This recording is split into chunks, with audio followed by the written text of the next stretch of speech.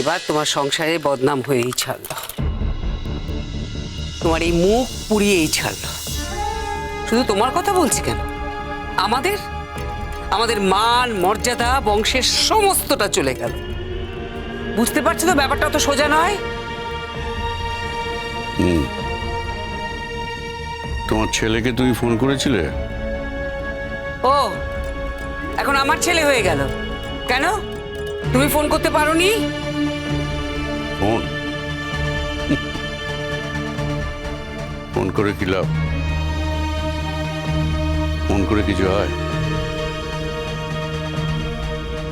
সত্যি তো আমি একটা গরিব ঘরের মেয়েকে এভাবে জোর করে আটকে রেখেছি। সমানে সমানে যদি বিয়ে হতো তাহলে জোর করে আটকে রাখতে পারতাম। সেই মেয়েটা থাকতো কি? থাকতো না। আমি যতই জোর জবরদস্তি করি না কেন, আমার আটকাবার কি আছে বলতো? আমার ছেলে যদি সংসার না করে, আমার ছেলে যদি রেগুলার যোগাযোগ না রাখে, আমার ছেলে যদি তার দায় দায়িত্ব পালন না করে, তাহলে এই বিয়েটা করে লাভটা কি? কি লাভ তুমি আমায় বলো?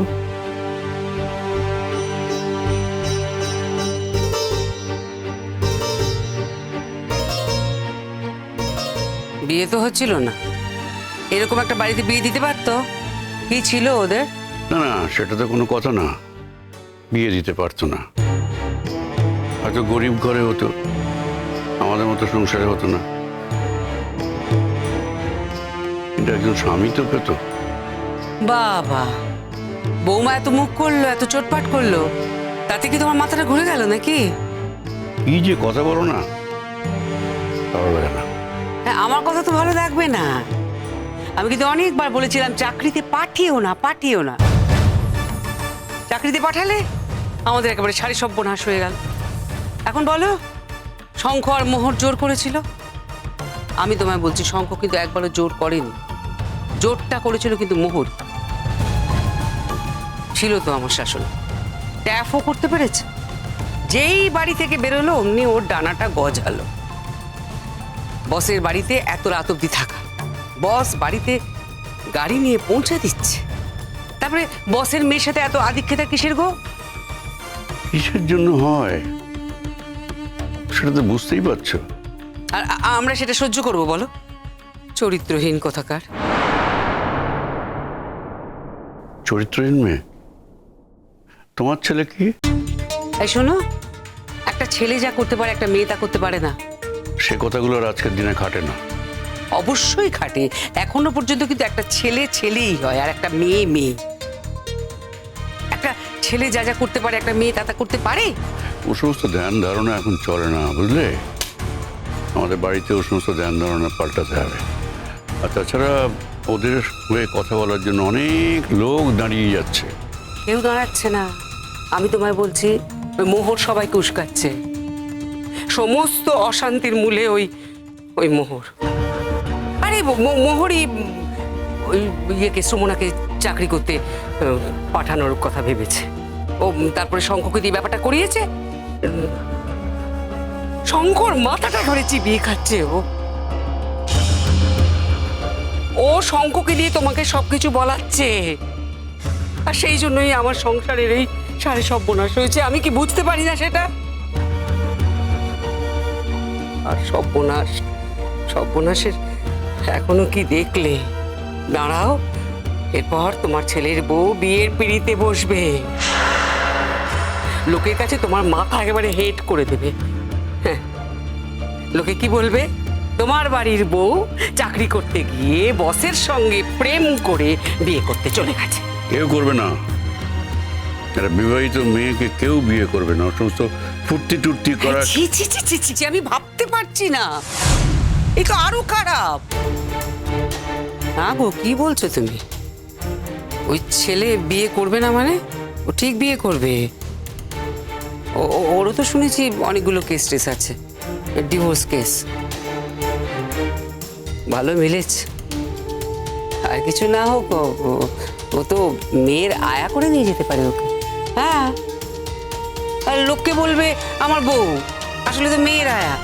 আরে বাবা, এখনো তো তাই করাচ্ছে। আর তোমার বৌমাকেও বলি হারি, এমন হ্যাংলা মেয়ে আমি কিন্তু কখনো দেখিনি। আর যখনই বস ডাকছে একবার ছুটে ছুটে যাচ্ছে। কোনো লজ্জা, শরম, মান, সম্মান কিচ্ছু নেই মেয়েটা। আমি তো ভাবতে পারি না যে আমাদের বাড়ির বউকে কেউ এইভাবে ডেকে দিচ্ছে, তার সাহস হয় কি করে এত বড়? দরকার হলে এবার একটু রুখে দাঁড়াতে হবে। ও, এখনো বলছো দরকার হলে রুখে দাঁড়াতে হবে? কি গো তুমি? আরে বাবা, এক্ষুনি ওই ওই ওই ছেলেটাকে তোমার থ্রেট করা উচিত। আমাদের বাড়ির বউকে এইভাবে ডেকে নেওয়া যাবে না। তাতে যদি ও চাকরি থাকবে থাকবে, না হলে যাবে চাকরি। আমাদের বাড়ি বউ যদি আগ বাড়িয়ে যায় তো ছেলেটা কি করবে? ছেলেটা আমাকে বলবে যে আমি কি ডেকেছি, আপনার বাড়ির বউই তো এসেছে। শোনো, সে তো ওকে যা শাসন করার আমি করব। ওদিক থেকে আগে ব্যাপারটা বন্ধ করো, না হলে কিন্তু আমাদের সর্বনাশ হয়ে যাবে। দেখো, আমি বলছি তোমাকে, এখনো যদি ব্যবস্থা করার তো করো, এরপরে কিন্তু তোমার হাতে কিচ্ছু থাকবে না। এখনো আমার হাতে কি আছে আমি তো সেটাই বুঝতে পারছি না। এখনো যাও বা আছে, এরপর কিন্তু তাও থাকবে না। এই শোনো, তুমি এক কাজ করো, তুমি ওই শ্রমণার বাপের বাড়ির লোকদের ডেকে পাঠাও তো। না, ব্যাপারটা এখন থেকেই তো ওদের বলতে হবে, এরপর তোরা আমাদেরই দোষ দেবে, বলবে বউ চলে গেছে, আমাদের আগে জানাননি কেন। ঠিক আছে, ঠিক আছে, আমি ওর বাবা মাকে কালকে ডাকবো, আসুক কথা বলতে। এখন তোমার বৌমার কি মুখ হয়েছে দেখেছো তো, 10 জন সঙ্গে আছে বলে, যারা ওর হয়ে সমানে সমানে কথা বলে। এই হয়েছে আর এক বিপদ, বুঝতে পারছো তো? সব বুঝতে পারছি আমি, সব বুঝতে পারছি। আমার চোখ কান সব সময় খোলা থাকে। ঠিক আছে, ওদের সঙ্গে কথা বলবো। সবাইকে ডাকার কোনো দরকার নেই, না ডাকলেই হলো। ডাকতে হয় নাকি? একজন তো আছে, বাড়িতে থাকলে এমনি চলে আসে। আর একজন হচ্ছে জয়িতা। সত্যি বাবা, ছোট ঠাকুরপো জেলে যাবার পর থেকে ওর সাহসের যেন কোনো সীমা পরিসীমা নেই গো। মানে কখন কি বলছে একবারও ভেবে বলছে না, যা মনে হচ্ছে তাই বলে দিচ্ছে। সে আবার তো শ্রমণার অন্ধভক্ত। হ্যাঁ, শ্রমণা যা করছে তাতেই ওষু, কি জানি। ওরও হয়তো মনে হচ্ছে আমার স্বামী জেলে গেছে, এখন আমিও যদি এরকম কিছু করতে পারি। আজে বাজে কথা বলছো কেন? এই শোনো, আমি বাজে কথা একদম বলছি না।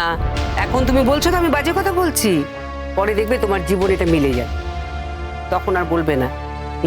তখন বলবে আমি ঠিক কথা বলেছিলাম।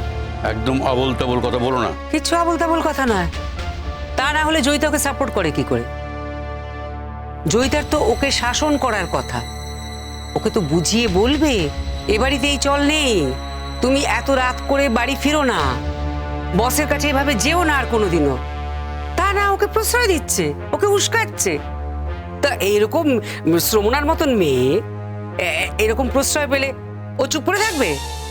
আমরা আর কতদিনই বা আছি, চোখ বুঝলে কি হবে কে জানে। এই ছোটটার মেয়ে দুটো বিয়ে দিতে বলে আর তারা যা কুকীর্তি করে বেড়ালো। শোনো, মরে যাবার কথা না এভাবে বলা যায় না। তুমি চোখ বোঝার কথা বলছো। এমনও তো হতে পারে তুমি অনেকদিন বেঁচে রইলে। আর বেঁচেই থাকি কি মরেই যাই, তাই বলে তো আমাদের আমাদের বংশের মান মর্যাদা নিয়ে আমরা ছিনিমিনি খেলতে দিতে পারি না। না না, তুমি কালকেই বৌমার বাবা মাকে কিন্তু ডেকে পাঠাবে, এর যেন কোনো অন্যথা না হয়। এর একটা বিহিত হওয়ার খুব দরকার আছে। আর ওই ছেলেটিকে বলবে, তুমি ছেলেটির পরিবারে গিয়ে বলবে। না, এটা তো কোনো ভদ্র বাড়ির ছেলের নিয়ম হতে পারে না যে একটা ভদ্র পরিবারের বউকে ডেকে নিয়ে ওই বাড়িতে রাত 10টা অব্দি আটকে রাখবে। না, এমন চাকরির কোনো প্রয়োজন নেই, তুমি পরিষ্কার সেটা বলে আসবে। তাতে চাকরি থাকলো গেলে গেল, দেখাই যাক না কত দূর এগোয়। না ধরো,